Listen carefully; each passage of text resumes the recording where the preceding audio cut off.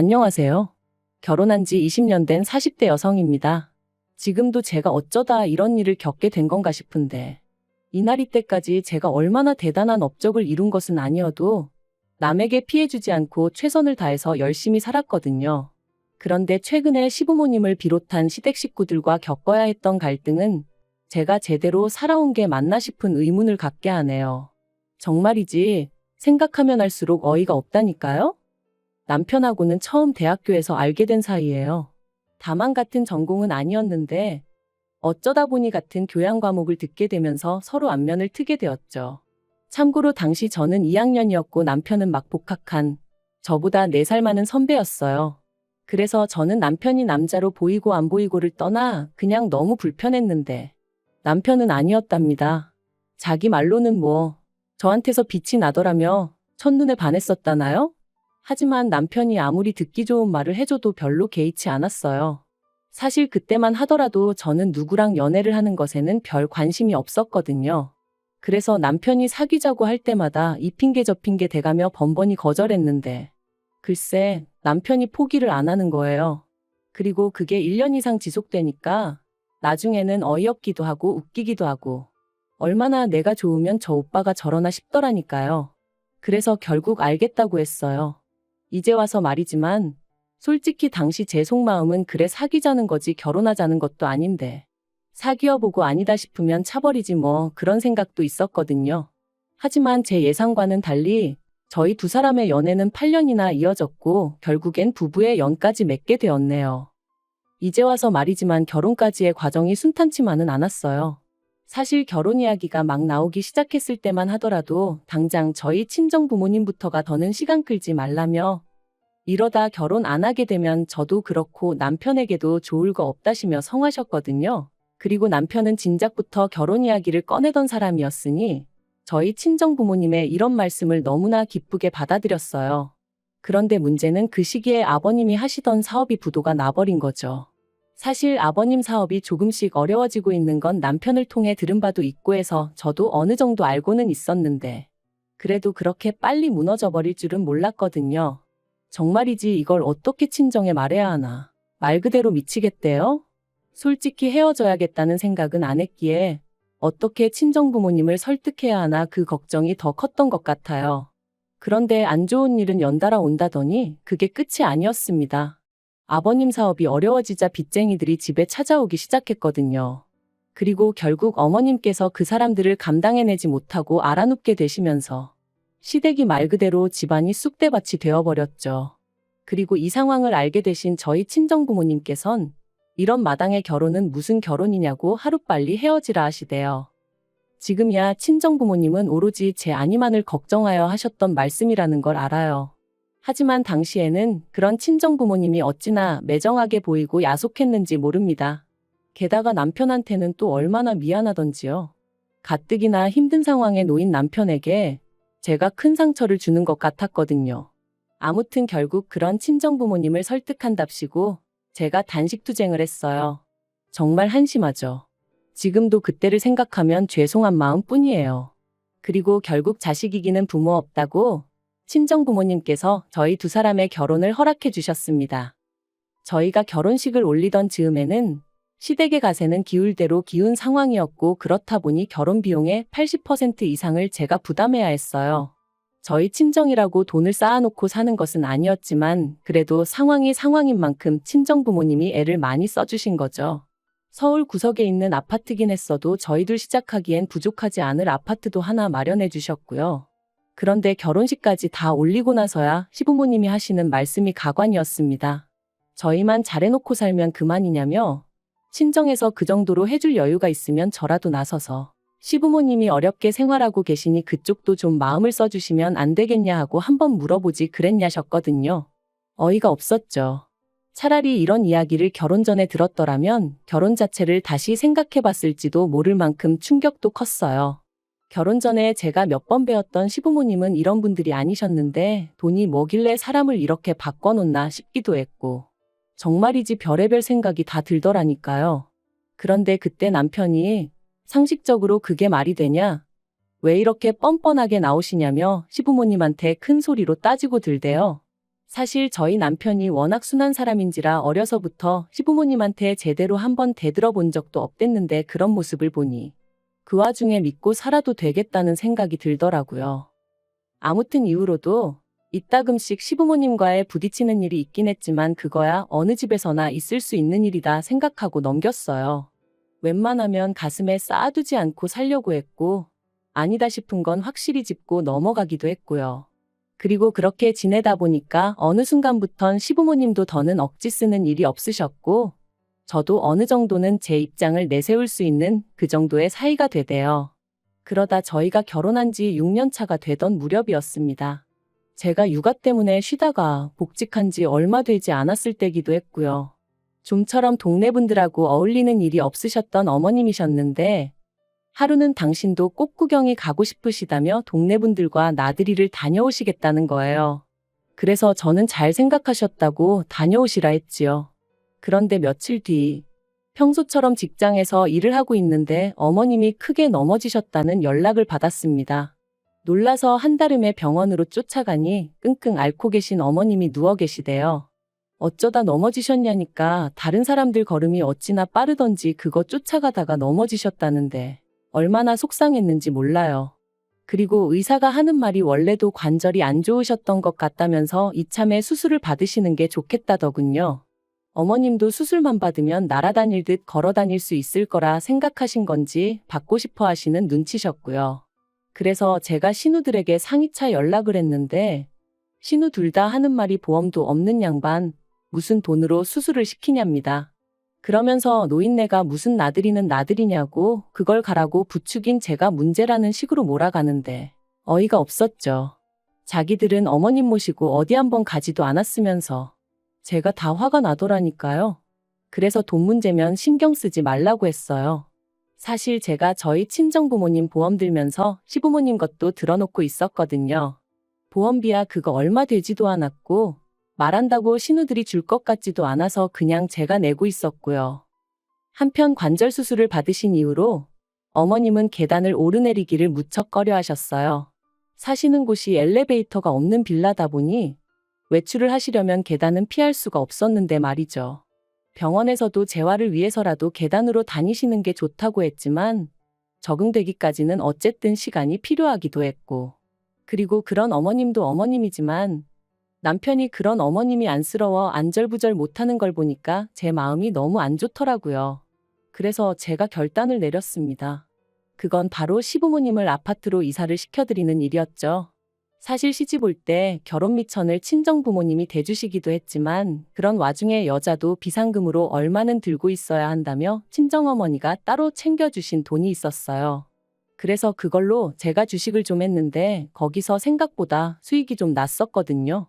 그래서 그 돈에 남편과 제가 같이 모은 적금 그리고 시부모님이 당시 살고 계신 빌라의 보증금 전부 다 싹싹 끌어모으고 그래도 부족한 건 대출받으면 어떻게든 되지 않을까 싶더라고요.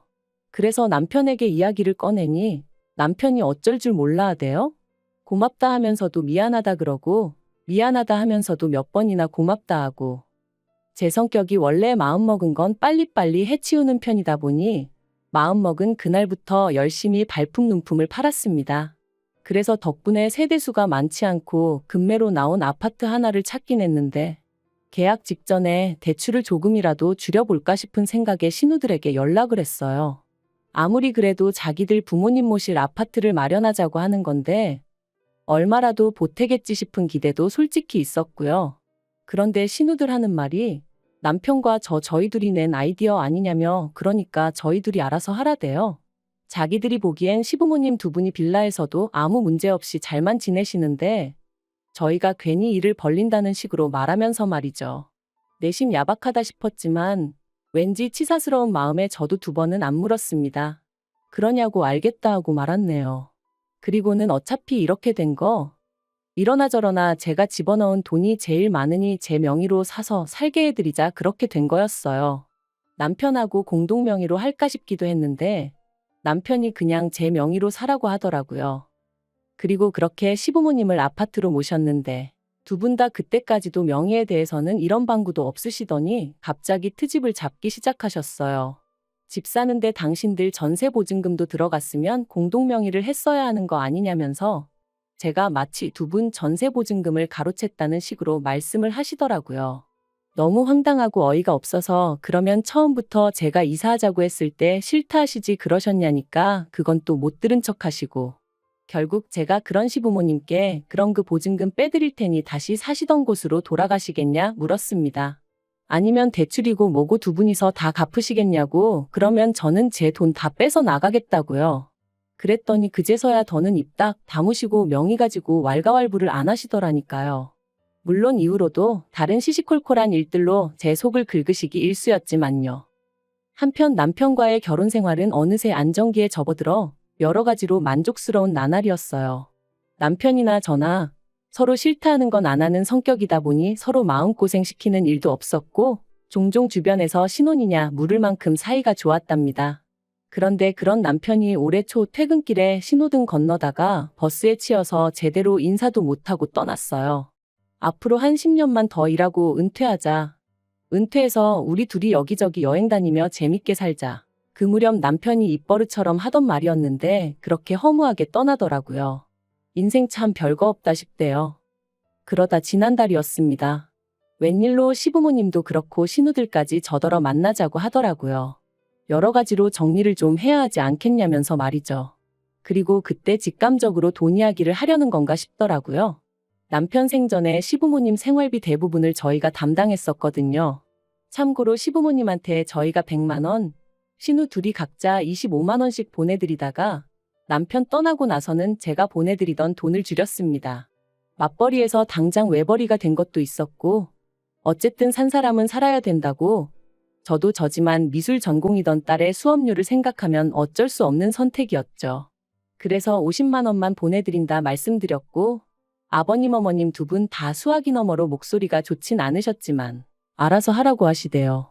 그리고 솔직히 그 당시 저에게는 두 분 기분을 헤아려 드릴 만한 여력이 없기도 했고요.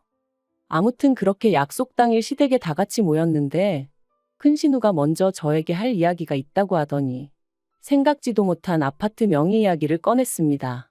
그리고 이어지는 말이 얼마나 어이가 없었는지 몰라요. 한다는 소리가 아들 잃은 부모 마음이 오죽하겠냐 하더니 아버님 어머님 두 분 다 너무나 외롭고 헛헛해 하신다면서 이참에 두 분 살고 계신 제 아파트 명의를 두 분 명의로 바꿔드리면 안 되겠냐는 거예요. 그러면 하다못해 아들이 당신들한테 집이라도 해주고 떠났다 뭐 이런 위로를 받으실 수 있지 않겠냐면서 말이죠. 그리고 저는 그런 말도 안 되는 소리를 듣고만 있을 수는 없더라고요. 그래서 제가 비록 대출을 남편하고 같이 갚긴 했지만 그래도 제 명의인 아파트인데 명의를 바꿔드린다고 아버님 어머님이 위로를 받으신다니 뭔가 좀 말이 안 되는 것 같다고 싫다고 했네요.